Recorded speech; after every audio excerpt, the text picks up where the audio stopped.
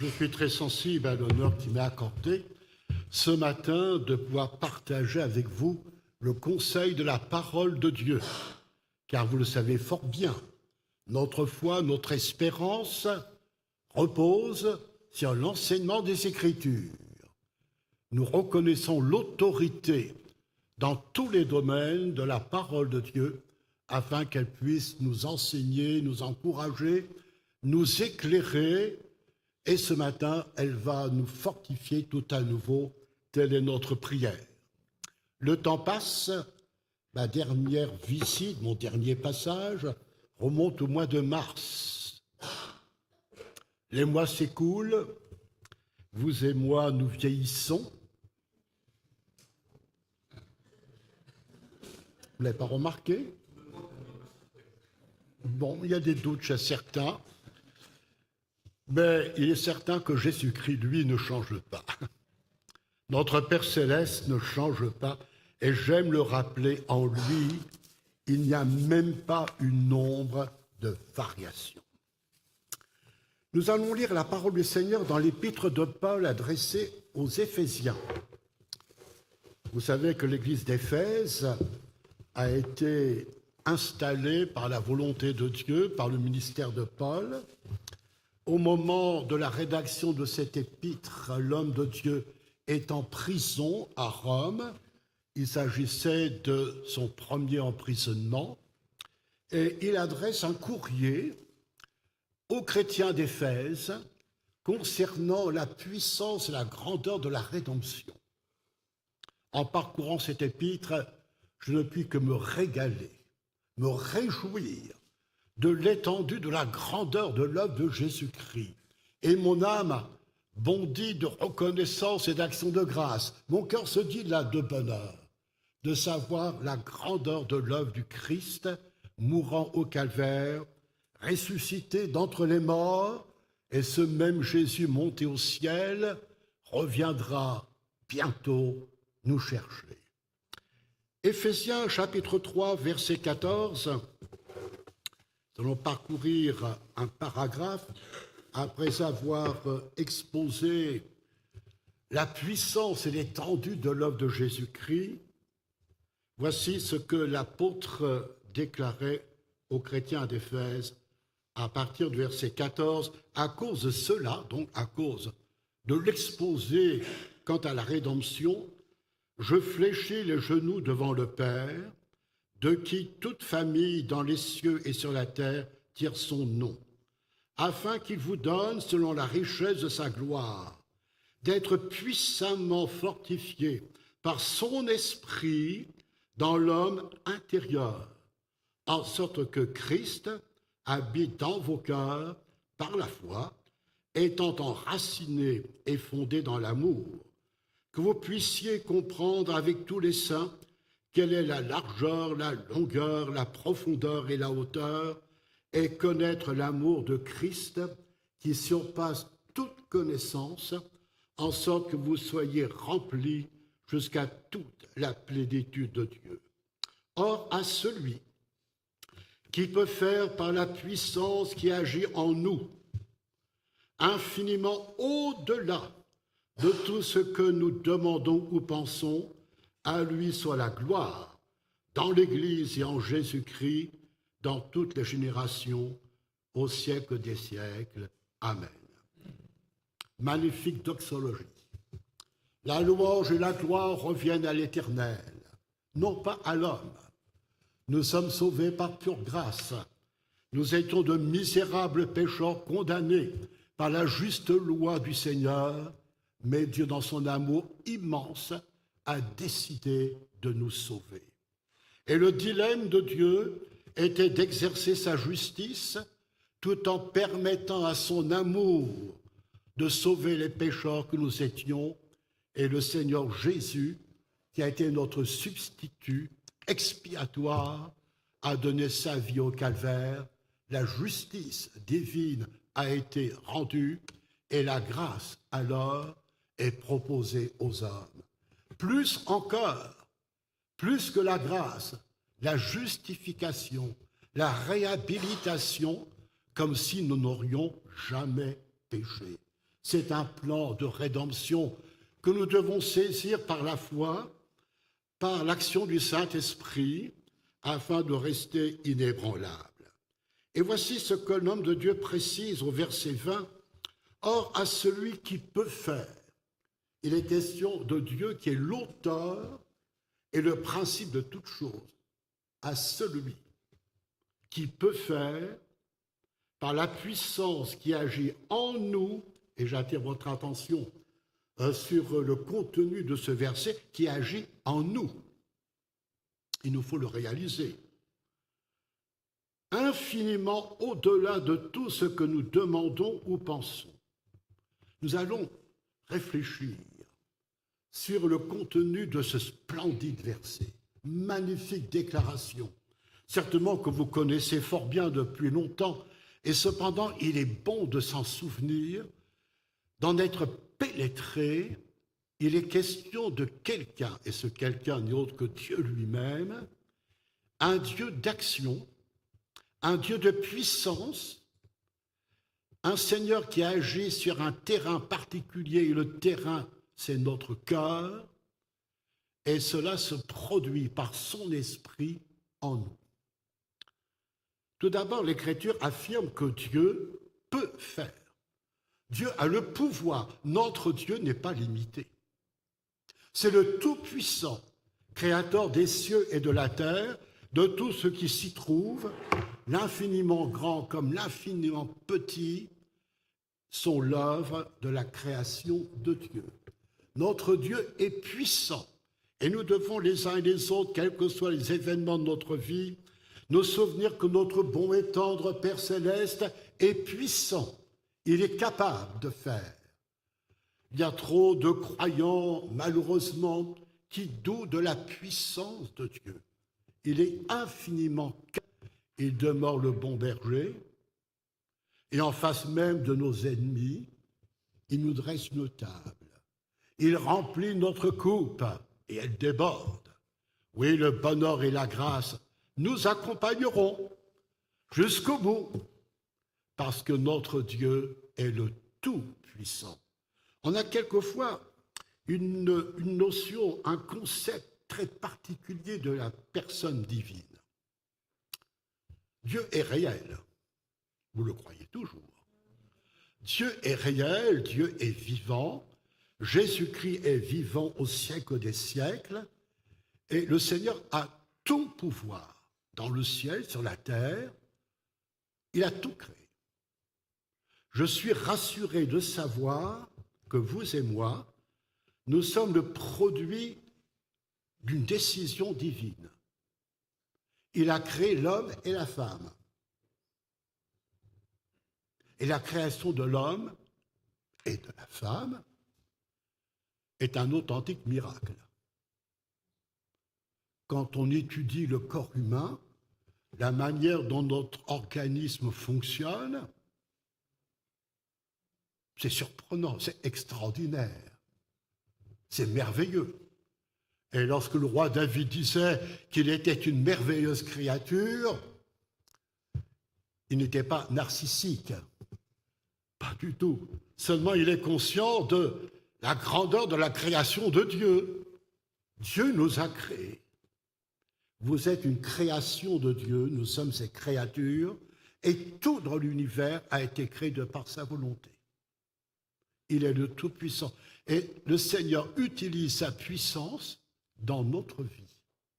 Alors cela peut surprendre, choquer, même déstabiliser certains. Comment se peut-il que Dieu veuille s'intéresser à mon cas, à ma situation, à mon problème, au contexte dans lequel je vis? Il est le Tout-Puissant. Tout est possible à Dieu et tout est possible à celui qui croit en lui. Il est le Tout-Puissant. Et puis l'Écriture dit, il peut faire. C'est donc un Dieu d'action. Dieu n'est pas inerte.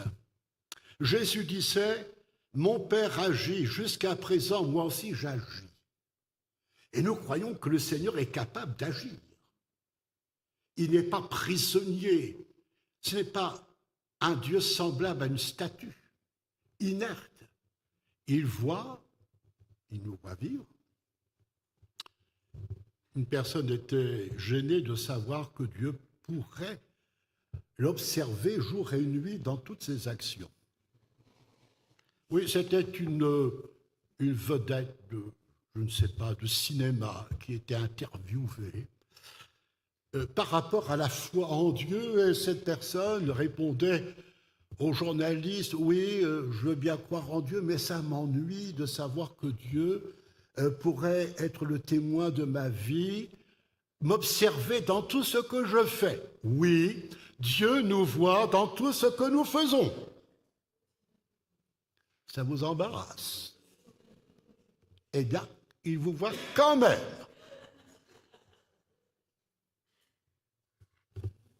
Il faut le réaliser. Il nous voit, il nous écoute, il nous entend. Dieu est en action. Il n'a pas cessé d'agir, puisque l'homme de Dieu, Paul, déclare, il peut faire, c'est un verbe d'action. Il y a des gens qui parlent beaucoup, mais qui ne font jamais rien. Dieu parle et sa parole est vivante, puissante et créatrice. Elle est agissante. Dieu agit. Il agit même à notre insu. Il agit dans nos cœurs, dans nos pensées. D'ailleurs, il y a une action surnaturelle, celle du Saint-Esprit. Lorsque nous sommes venus à la connaissance de l'Évangile, attirés par lui, nous avons été convaincus par le Saint-Esprit de notre état de culpabilité et persuadés par le Saint-Esprit que Jésus était et est le Sauveur du monde et l'unique Rédempteur. Et encore aujourd'hui, à notre insu, même quand nous dormons, il agit. Psaume 127. Si l'Éternel ne bâtit la maison, ceux qui la bâtissent travaillent en vain. Et l'homme de Dieu ajoute, il en donne à ses bien-aimés autant pendant leur sommeil. Ce n'est pas une incitation à la paresse. Vous êtes bien d'accord avec moi. Mais bien souvent, nous voulons faire ce que Dieu, lui, veut faire. Parce que nous avons une idée sur la chose. Nous voulons faire parce que nous entendons que si nous faisons la chose, cela répondrait réellement à notre attente. Mais Dieu, lui, il veut agir en nous. Il agit en nous toujours pour notre bonheur. Et quand le soir je m'endors, comme vous d'ailleurs, après avoir rendu grâce au Seigneur pour l'excellente journée passée, malgré les problèmes, les tracas, c'est quand même une excellente journée. Je sais que mon Dieu va poursuivre son œuvre. Il y a des gens qui essaient de, comment dirais-je, d'aller au-delà de leurs propres limites.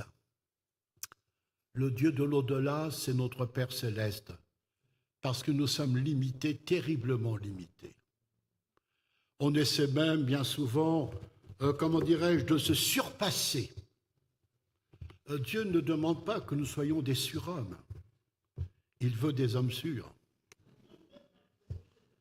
N'essayons pas de faire ce que Dieu seul peut faire. Certes, il y a un domaine où nous sommes responsables. Nous devons évangéliser, nous devons prier, nous devons transmettre la parole de Dieu. Mais il y a des choses que ni vous ni moi nous ne pouvons réaliser. On ne peut pas changer le cœur de quelqu'un. On ne peut même pas persuader quelqu'un. Car si nos arguments parviennent à bouleverser notre interlocuteur, ce ne sont que des arguments. Mais s'il n'y a pas une œuvre du Saint-Esprit, quelqu'un d'autre passera après, tiendra un autre discours, et le cœur sera perturbé. Soyons des hommes et des femmes prêts à faire confiance à Dieu, parce que c'est un Dieu d'action. Et l'Écriture nous dit que Dieu agit en nous.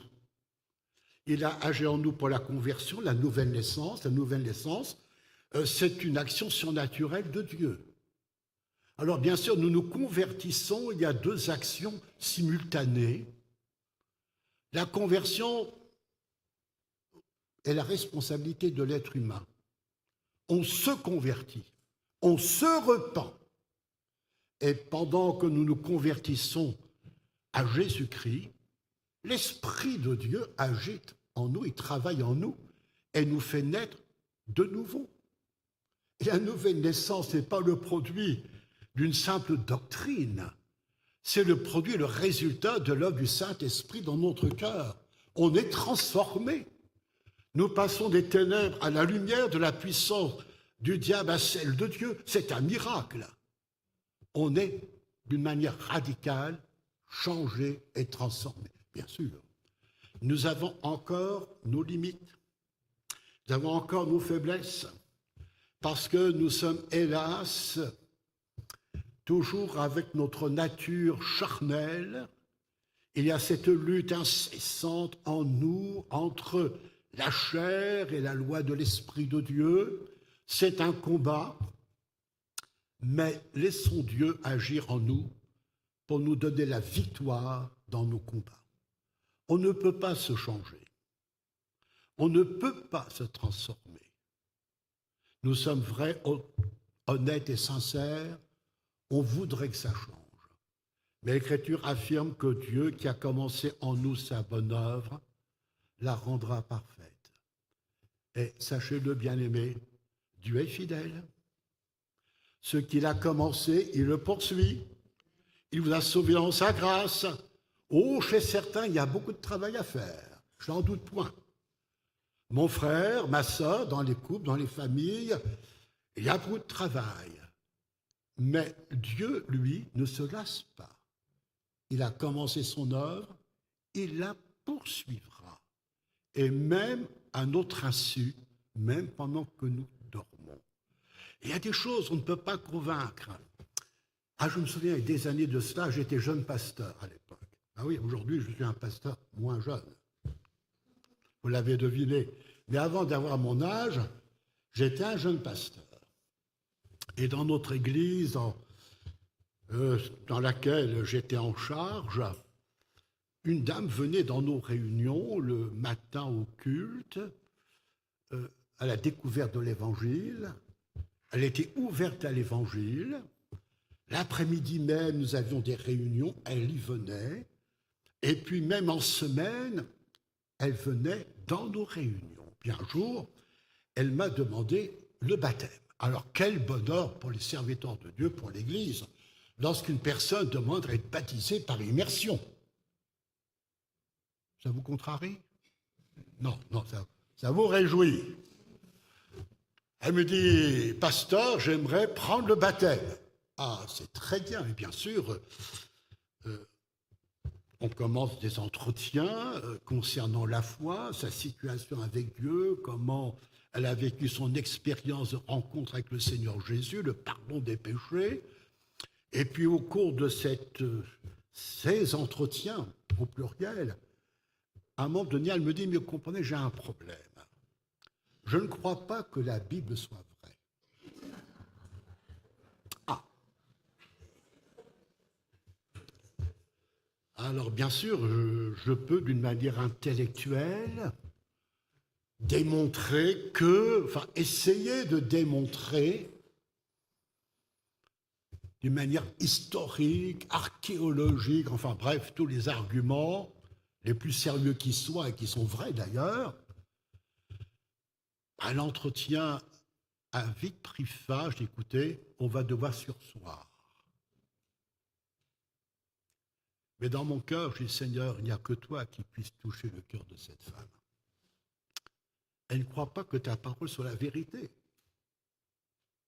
Je ne peux pas baptiser quelqu'un qui s'engage à croire ce que tu affirmes si elle ne croit pas que la Bible soit la vérité. Donc, je priais. Et une semaine ou deux plus tard, elle vient me voir rayonnante. Rayonnante. Elle dit, pasteur, je crois. Ah, oui. Ami, voilà, j'ai fait un songe, un rêve, dit-elle. C'était plutôt un songe. Hein. J'ai fait un rêve, et dans ce rêve, le Seigneur m'a dit, la Bible est la vérité. Convaincu, hein? Alors je l'ai baptisé. Avec bonheur, avec joie. C'est l'Esprit de Dieu. Et c'est pourquoi il nous faut croire en l'action du Saint-Esprit, comme Paul le disait. L'Esprit de Dieu agit par son Esprit en nous. Le terrain de son action, c'est notre cœur. Le champ de son action, c'est notre vie intérieure. Il n'y a que lui qui transforme, qui libère, qui affranchit, qui révèle la gloire de Jésus-Christ, qui amène le chrétien le plus faible à devenir fort. Ce n'est pas un exercice intellectuel ou psychologique, ce n'est pas la méthode Coué. Parce que même cela peut nous influencer quelquefois, même dans nos milieux chrétiens. On va chanter 50 fois « Je suis fort, je suis fort, je suis fort », oui. C'est bien de l'affirmer en Christ par la foi. Mais c'est l'Esprit de Dieu qui nous rend forts. C'est la parole vivante qui agit en nous. Dieu agit et Dieu nous sanctifie par la parole. Jésus, dans la prière sacerdotale, Jean 17, disait « Sanctifie-les par ta vérité, ta parole est la vérité. » Le Seigneur agit en nous. Il agit en vous. Il vous transforme et chez les autres. Et en tant que berger en charge d'âme, j'ai vu tant d'hommes et de femmes venir à Christ. Oh, dès leur conversion, ils n'étaient pas toujours très parfaits. D'ailleurs, qui est parfait en dehors de Dieu? Même vous, vous n'êtes pas parfait. Au risque que vous me lapidiez. Vous n'êtes pas parfait, et moi non plus. Car plus nous grandissons en Christ, plus nous voyons nos imperfections. Tant que nous restons dans les ténèbres, on n'y voit rien. Mais aussitôt que la lumière jaillit, alors toutes les imperfections apparaissent. Et comme nous, maintenant, nous sommes des enfants de lumière, vivant dans la lumière, nous bénéficions de la clarté du Seigneur. Le Seigneur met le doigt sur les points difficiles de notre vie, les petits compromis, même avec le monde, le péché, ce qui attristent le Saint-Esprit, sur des états de cœur, des sentiments mauvais que le Seigneur n'approuve pas et qui empoisonnent notre vie intérieure. Dieu nous éclaire et il se propose d'agir et au-delà de tout ce que nous pensons ou demandons. Nous sommes très limités. Nous sommes limités dans le temps. Je prêche jusqu'à minuit. Non. Comme quoi, je suis limité dans le temps quand même. Au plan géographique, nous sommes limités. Quand je suis à Villeneuve-d'Ornon, je ne suis pas à Marcellus, près de Marmande. Corporellement, nous sommes limités. Même si on se croit très fort, très capable. Nous sommes limités dans la durée de notre vie, notre longévité. Nous sommes limités. Aujourd'hui, j'atteins les robustes. Et oui, quand on dépasse 80 ans, par la grâce de Dieu, c'est qu'on est quand même assez robuste. C'est un don de Dieu. Mais on est limité dans le temps. Nous sommes limités dans notre raisonnement. Et le drame, souvent, c'est que nous projetons nos limitations sur Dieu. Nous avons été créés à l'image de Dieu, mais ne faisons pas Dieu à notre image. Avec nos imperfections, nos limitations, nous nous disons, oui, ça c'est possible que Dieu fasse quelque chose, mais dans tel domaine, c'est impossible. Dieu est le Tout-Puissant. Il est capable de le faire, de changer une vie, guérir un malade, opérer des miracles, faire des prodiges, confirmer sa parole qui est la vérité. Trop souvent, nous sommes limités intellectuellement. Nous voudrions comprendre ce qui est insaisissable, Jésus disait, ces choses-là sont révélées non pas aux sages, aux intelligents, mais aux enfants. Non pas qu'il faille se livrer aux enfantillages pour comprendre, non. Mais la capacité intellectuelle de l'homme ne peut pas saisir ce qui est insaisissable. La grandeur de Dieu, la sagesse de Dieu, la pensée de Dieu. Il faut un cœur simple, non pas simpliste ou simplé, mais un cœur ouvert dans la foi, parce que Dieu nous révèle sa grandeur, nous fait comprendre de manière surnaturelle ce dont il est capable. Et même dans les moments les plus difficiles, nous pouvons dire avec l'Épître aux Romains, chapitre 8, verset 28, « Toutes choses concourent au bien de ceux qui aiment Dieu ». Dieu fait tout à merveille. Alors, il va au-delà de nos raisonnements. Vous avez vos raisonnements et moi, j'ai les miens. Vous êtes d'accord? Nous raisonnons. Et nous calculons. Et nous pensons que Dieu doit agir en fonction de notre façon de percevoir les choses et de comprendre les choses. Je ferai appel à quelques récits de la Bible de l'Ancien Testament, notamment pour commencer. Le général Naaman, chef de l'armée de Syrie, cet homme puissant qui impressionnait ses armées ainsi que les peuples voisins, était atteint de lèpre. Et une jeune esclave hébreu fait part que dans son pays, il y a un homme de Dieu qui est capable, en invoquant l'Éternel, de lui apporter la guérison. La lèpre, en ce temps-là, n'était pas soignée. Il n'y avait pas de moyen de soigner un lépreux. Et bien qu'il fût général, il savait que très vite, il serait exclu de la société. Pour l'instant, il devait cacher sa terrible maladie sous des vêtements somptueux. Il était à cheval, caracolait devant ses troupes. C'était le grand général. Mais sous ses vêtements, sous le tissu de son vêtement, il y avait cette maladie qui le minait, qui allait le tuer. Alors, je fais vite, il se laisse persuader par le témoignage de la jeune Hébreu. Il se rend au pays d'Israël, il va vers le prophète Élisée, et il se dit, alors là, il raisonne. Il se dit, le prophète va sortir de chez lui. Le raisonnement humain. Il est en train de dicter à Dieu ce que Dieu devrait faire. Le prophète va sortir de chez lui. Il va passer ses mains sur moi.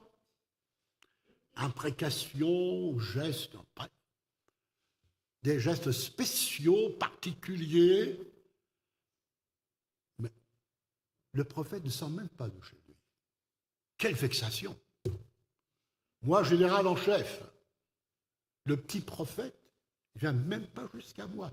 Il m'envoie son serviteur avec un message inacceptable. Plonge-toi 7 fois dans le Jourdain et tu seras pur. Non seulement l'humiliation était terrible, mais en plus, se plonger 7 fois dans le Jourdain, vous savez que le Jourdain, quelquefois, a des eaux boueuses. Mais comment descendre dans un fleuve? Et il se dit, là encore son raisonnement, n'y a-t-il pas chez moi, dans mon pays, des fleuves comme l'Abana, le Parpa? Je pourrais m'y plonger. Donc il raisonne. Et un simple serviteur de son escorte lui dit, mais général, si le prophète t'avait demandé quelque chose de compliqué, ne l'aurais-tu pas fait? Alors, essaie. Là, il commence, il va écouter ce serviteur, il se plonge 1 fois, toujours rien, 2 fois, toujours rien, 3 fois, toujours rien. Moi, j'avoue qu'au bout de la 4e fois, j'aurais abandonné. 6 fois, toujours rien, et la 7e fois, il est purifié. Alors, rassurez-vous, ce n'est pas l'eau du Jourdain qui l'a guéri. n'allez pas en Israël chercher de l'eau et ramener des bouteilles d'eau du Jourdain. Oui, oui, oui. On connaît ça. Oui, oui, oui. Même quelquefois, dans certains de nos milieux, on a des actes de superstition comme ça. Ce n'était pas l'eau, c'était l'obéissance à l'ordre de Dieu par la foi. Mais voyez-vous, Dieu a agi autrement que la pensée du général. L'huile de la veuve, nous sommes toujours dans le livre des rois, 2 Rois chapitre 4, lorsque le prophète lui dit « Mais qu'as-tu à la maison? Cette pauvre femme n'avait plus rien. » Ses enfants allaient être pris pour payer la dette du papa qui était mort. Les créanciers réclamaient. Pour ce faire, on prenait les enfants qui devaient travailler jusqu'à ce que le montant de la dette soit récupéré. C'était un désastre. Plus de papa à la maison, les enfants risquaient d'être emmenés dans un travail forcé par contrainte pour payer la dette. Et voici que le prophète lui dit, mais qu'as-tu à la maison? Oh, pas grand-chose. Un peu d'huile, pas grand-chose. Nous sommes un peu quelquefois comme ça, on se sent désarmé, n'est-il pas vrai? On dit, Seigneur, mais qu'est-ce que je peux faire? Au plan même d'une communauté, d'une assemblée chrétienne, on s'est dit, Messieurs, qu'est-ce qu'on peut faire? Nous n'avons que pas grand-chose. Et là, la consigne, elle est surprenante. Le prophète dit à cette maman, va chez tes voisins, tes voisines, récupère tous les vases possibles. Alors, je m'imagine la scène, les enfants qui vont chez l'une, chez l'autre, et on ramène des jarres, des pots, des gamelles, des casseroles, tout ça. Et là commence le miracle. On commence à verser de l'huile. Et on continue, il y a encore de l'huile. Et tous les récipients seront remplis. Et l'huile s'arrêta lorsqu'il n'y aura plus de vase disponible. Et s'il y avait eu davantage de vases, l'huile aurait continué. Ça va à l'encontre de tout raisonnement. Vous êtes d'accord avec moi, hein? Raisonnement humain, c'est pas possible. Ce ne sont pas des fables, ce sont des récits authentiques. Dieu va au-delà de nos raisonnements. Et je sais que plusieurs d'entre nous, dans leur vie personnelle, ont vécu de tels miracles, des interventions de Dieu inattendues. Parce que Dieu nous surprend et nous surprendra toujours. Que dirais-je encore de la pêche miraculeuse? Pensez à ces pêcheurs du lac de Tibériade, qui étaient des hommes de métier. Attention, ce n'est pas des amateurs. Vous savez, les pêcheurs du dimanche. Ce sont des hommes de métier. L'entreprise de pêche. Et ils travaillent la nuit pour des raisons très particulières, comme vous le savez certainement. Comme il fait très chaud, il y a une raison pour cela. Comme il fait très chaud dans ce pays, les poissons le jour sont en profondeur dans les eaux plus froides, parce qu'en surface, c'est chaud. Et la nuit, comme il fait plus frais, les poissons remontent à la surface. C'est pourquoi ils travaillaient la nuit. Voyez-vous un secret de pêcheur. Mon père était marin-pêcheur. Et là, ils ont travaillé toute la nuit sans rien prendre. Alors on les voit sur le rivage, ils sont fatigués, harassés, mécontents, contrariés, découragés. On peut les comprendre. Et voici que le prophète de Galilée, Jésus de Nazareth, prêche d'abord, et je suis convaincu que les futurs apôtres ont entendu les prédications de Jésus. D'ailleurs, Pierre dira sur ta parole. Donc, il avait compris que Jésus était plus grand qu'un simple prophète. On n'a travaillé toute la nuit, on n'a rien pris. Mais sur ta parole, je jetterai le filet. Et la suite, vous connaissez, le filet a été rempli de poissons. C'était même à l'opposé de leur conception du travail au plan professionnel. Ce n'était pas normal. Mais le Seigneur va au-delà de ce que nous pensons, ou encore la multiplication des pains. Connaissez le geste de ce garçon qui a 5 pains et 2 poissons? Une foule immense, des milliers d'hommes et de femmes sont là. Et ils écoutent la parole du Seigneur, ils sont vraiment abreuvés de la parole de Dieu. Et puis à un moment donné, Jean chapitre 6, Jésus va mettre à l'épreuve ses propres disciples, en leur disant, mais il faut leur donner à manger à ces gens-là. Alors aussitôt, l'un d'entre eux, qui s'appelle Philippe, c'est le mathématicien du groupe, je pense, il fait un calcul mental très fort, il n'avait pas bien sûr de calculette, mais il est capable d'évaluer les besoins de la foule, ça il faut le faire, des milliers de gens, la quantité de pain nécessaire pour chaque personne, et puis l'évaluation financière. Puis il dira, bah non, j'ai fait le calcul, même pour 200 deniers, on n'aurait pas assez pour toute la foule. C'était le salaire annuel d'un ouvrier agricole, grosso modo. Et puis, bien sûr, il y a un garçon qui a 5 pains et 2 poissons. C'est presque ridicule. C'est même ridicule au plan humain. Oui, il y a un garçon, il a 5 pains et 2 poissons, et puis il rajoute, mais qu'est-ce que cela? Qu'est-ce que cela? Du mépris, à la limite.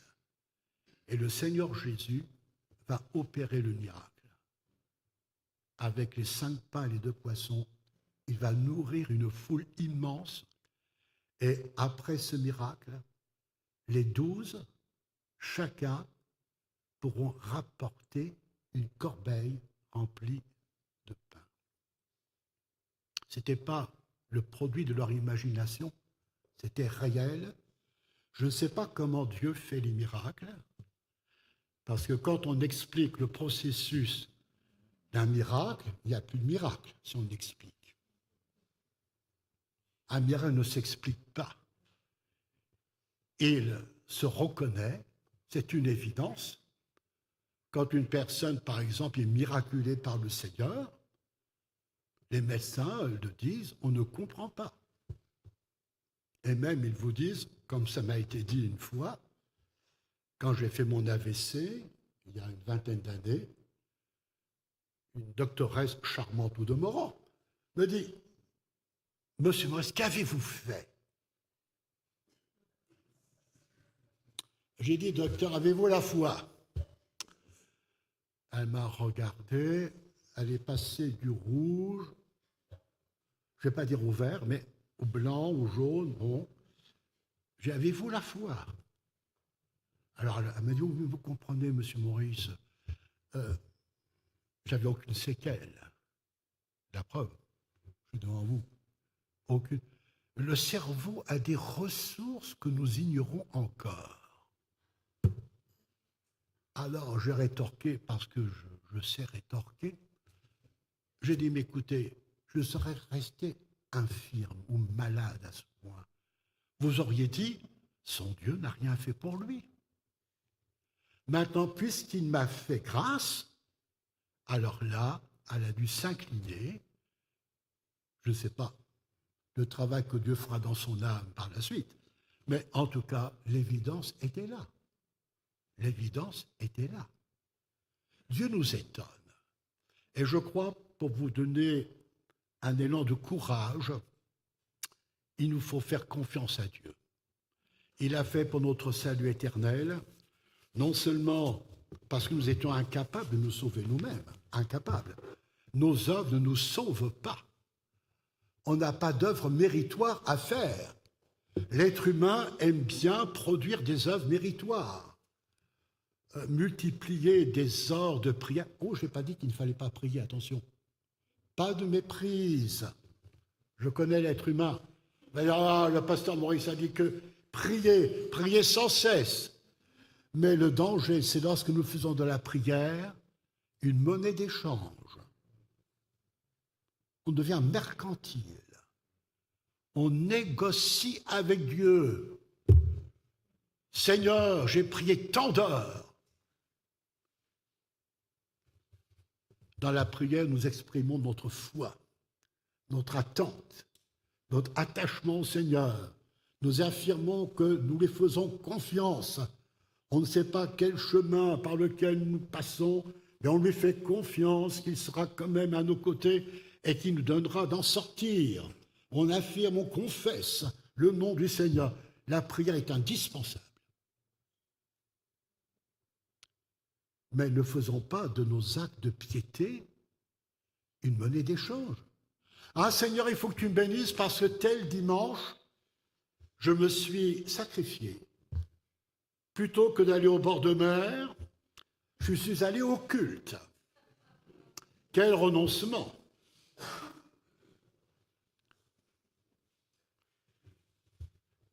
Un jour, une chrétienne me disait, son mari était malade, et elle me dit, cette chrétienne, je pense qu'elle n'avait pas compris quelque chose, elle me dit, mais monsieur Maurice, avec tout ce que nous faisons pour le Seigneur, telle chose nous arrive.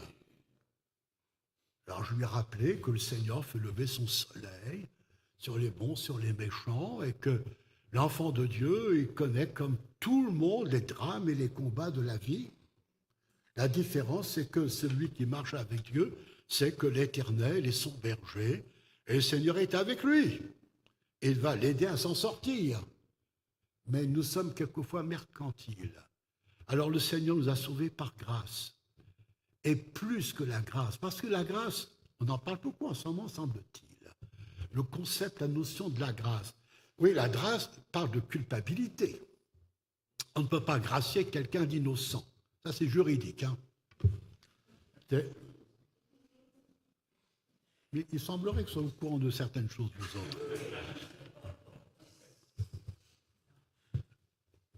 Dieu nous fait grâce, il nous pardonne. Il pardonne nos péchés. Il n'y a plus de condamnation pour ceux qui sont en Jésus-Christ. Mais plus, il va au-delà.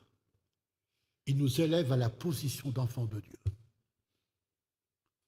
Nous sommes des enfants de Dieu. Nous sommes les gens de son royaume. Nous régnerons avec lui. Alléluia. Nous régnerons avec lui. Il nous a réhabilités. Et la réhabilitation, c'est plus qu'un simple pardon. La notion de la grâce, la personne qui en fait l'objet gracié reconnaît sa culpabilité et la notion de la grâce rappelle sa culpabilité. Seulement Dieu qui nous pardonne, qui nous fait grâce, à cause du grand amour dont il nous a aimés, nous justifie. Nous sommes lavés par le sang de l'agneau et nous sommes considérés comme si nous n'aurions jamais péché, bien que nous soyons encore et malheureusement des pécheurs. Dieu va au-delà et je suis heureux de servir un tel Seigneur. Et vous? Je suis heureux de lui faire confiance. Dans la vie ici-bas, on a des luttes, des peines, des chagrins, des situations douloureuses, des moments critiques. Cela fait partie du voyage du chrétien. Le non-chrétien connaît les mêmes péripéties, mais nous les chrétiens, nous en connaissons aussi. De ces moments de peine, de douleur, de combat, de questionnement, d'interrogation. Mais dans toutes ces choses, néanmoins, nous sommes plus que vainqueurs par celui qui nous a tellement aimés. Amen. Merci Seigneur Jésus pour l'encouragement précieux que ta parole nous donne encore ce matin, afin que nous poursuivions la route en comptant sur ton bras puissant, non pas sur nos forces, non pas sur nos efforts, mais sur ta fidélité. Merci pour l'œuvre que tu as commencée un jour dans nos cœurs et que tu veux rendre parfaite dans l'attente de ton avènement. Sanctifie-nous, Seigneur, sanctifie-nous dans nos pensées, dans nos émotions, dans nos actions, afin que nous te soyons agréables, car c'est là notre désir, être agréable à tes yeux. Merci pour cette assemblée, cette communauté, pour ces frères et sœurs en la foi. Bénis chacun en particulier, toi qui sais tout, toi qui connais tout, toi qui lis dans les cœurs, toi qui vois les larmes, toi qui entends les cris, toi qui entends les interrogations. Seigneur, tu es la réponse, et la réponse que tu donnes est toujours une réponse apaisante et libératrice. À toi toute la gloire, Père, dans le saint nom du Seigneur Jésus, ton Fils. Amen. Amen. Que Dieu vous bénisse.